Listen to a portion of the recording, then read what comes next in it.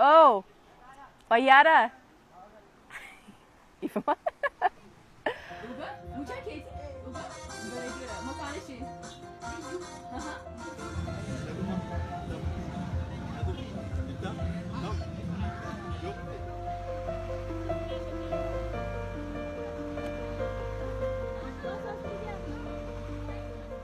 Ani barsiistuu faaya hawaasadha. Waa'ee sirriitti akkasumas kukkaliina kama fi naannoo akkas ani barsiistuudha.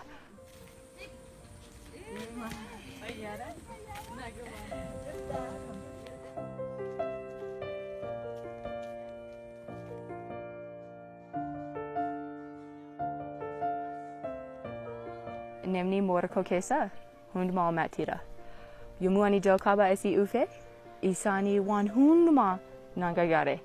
Waan hundumaa akkamitti ani biddeen tolchuu danda'a, buna danfisuu danda'a, afaan Oromoo namni hundumaa naan barsiise.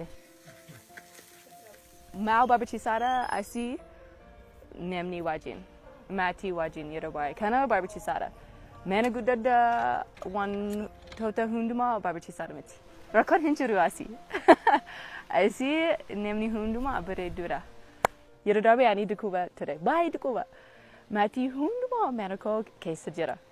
Isaanii biddeen barbaada, bishaan qabda akkas jedhe. Ani waaqa tokko asii ture. Isaanii maatii koodha.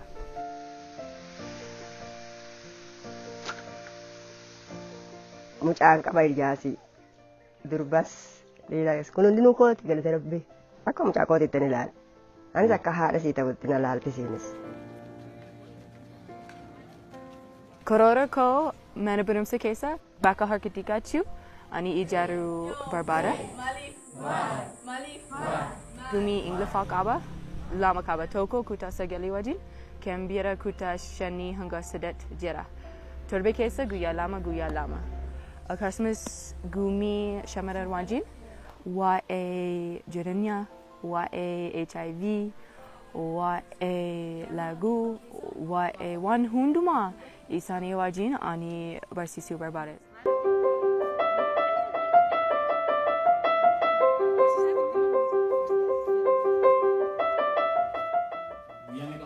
Dur faranjoonni yeroo isaan biyya keenya dhufan uummanni akka addaatti isaan ilaala.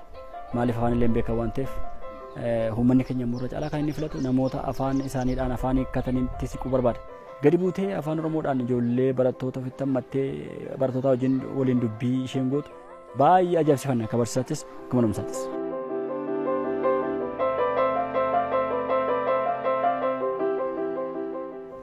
Baay'ee rakkisaadha. Akkamitti ani galuu danda'a? Kanaafuu galuu hin barbaadu.